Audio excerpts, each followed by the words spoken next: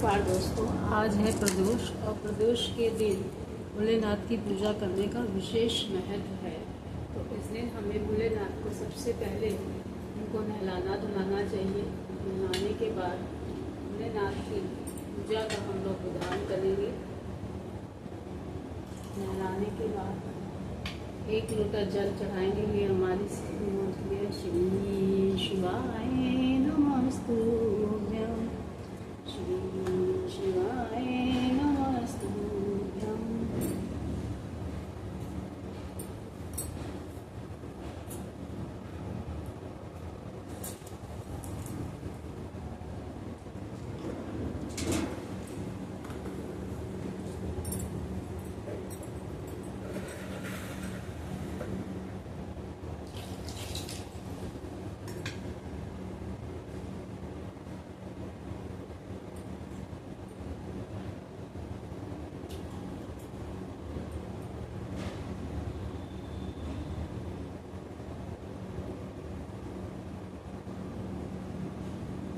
चंदन लगाएंगे।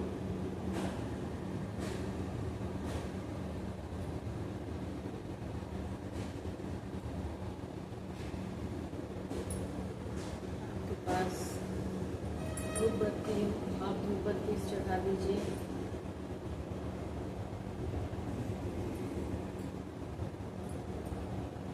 सदाबहार के फूल भोलेनाथ को बहुत पसंद है। सदाबहार के फूलों को चढ़ाइए और बेलपत्री। विशेष मनोकामना को मानते हुए इसमें पीला चंदन लगा के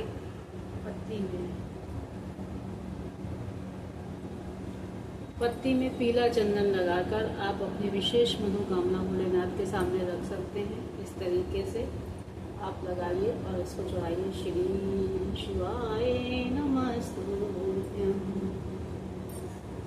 के बाद प्रसाद या भोग चढ़ा दीजिए। क्योंकि मेरे पास 2 भोलेनाथ हैं और मैं दोनों ही भोलेनाथ की पूजा करती हूँ, उनकी भी करती हूँ। ये पशुपतिनाथ हैं, इनको मैं नेपाल से लेकर आई थी।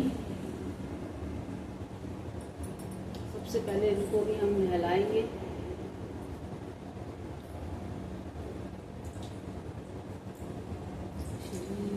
शिवाय नमस्तुभ्यं, श्री शिवाय नमस्तुभ्यं।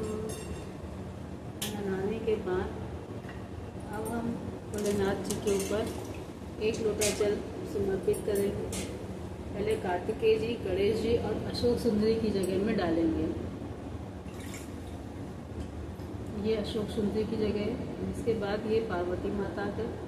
अब श्री शिवाय नमस्तुभ्यं, श्री शिवाय नमस्तुभ्यं, श्री शिवाय नमस्तुभ्यं, श्री शिवाय नमस्तुभ्यं, श्री शिवाय नमस्तुभ्यं, श्री शिवाय नमस्तुभ्यं, श्री शिवाय नमस्तुभ्यं, श्री शिवाय।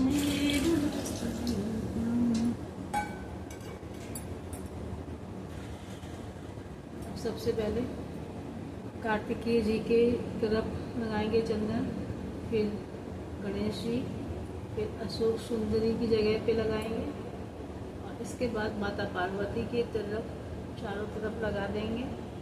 इससे हम अपनी विशेष मनोकामनाओं को पूर्ति करवाते हैं भोलेनाथ से। अब मैं यहाँ पे भोलेनाथ के लिए चारों तरफ भोलेनाथ का मुख है, इसलिए चारों तरफ मुख लगाएंगे।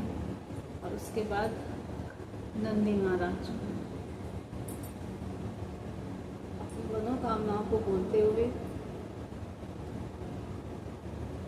चंदन, पीला चंदन लगा के पत्ती में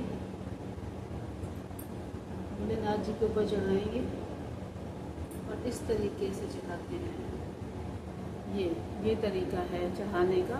जिस तरफ लगाया इसको नीचे की तरफ रखेंगे।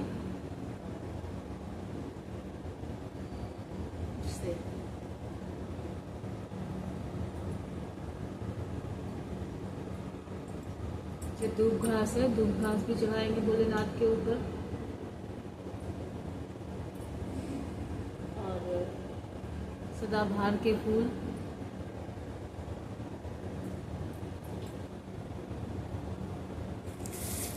जिसको भी संतान प्राप्ति चाहिए और भोलेनाथ से संतान प्राप्ति की प्रार्थना करता है, वो भोलेनाथ के ऊपर गेहूँ ज़रूर समर्पित करें।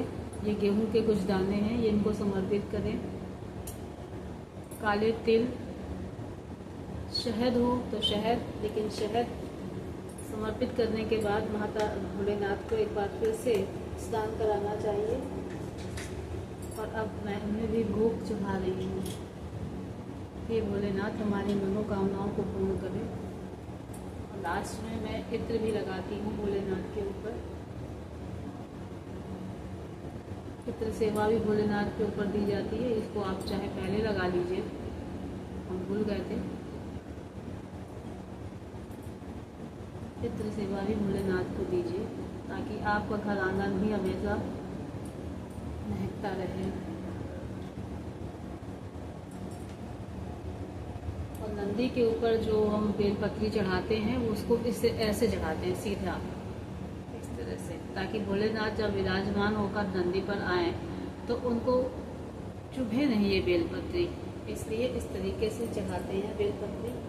और उसके बाद भोलेनाथ की हम क्षमा याचना करेंगे और पढ़ेंगे हम लोग शिव चालीसा। ठीक है, इस तरीके से हम लोग भोलेनाथ का पूजन करते हैं। सावन में यदि हो सके तो आप भोलेनाथ को शिवलिंग खुद बना के उनका पूजन अर्चना कीजिए, पंचामृत से स्नान कराइए और अपने भोलेनाथ की प्रार्थना स्वीकार करेंगे। जय हो भोलेनाथ की। श्री शिवाय नमस्तुभ्यं, श्री शिवाय नमस्तुभ्यं, श्री शिवाय नमस्तुभ्यं, श्री शिवाय नमस्तुभ्यं, श्री शिवाय नमस्तुभ्यं। इस तरीके से 5 बार श्री शिवाय नमस्तुभ्यं का जाप किया। अब आरती और चालीसा पढ़ेंगे। धन्यवाद।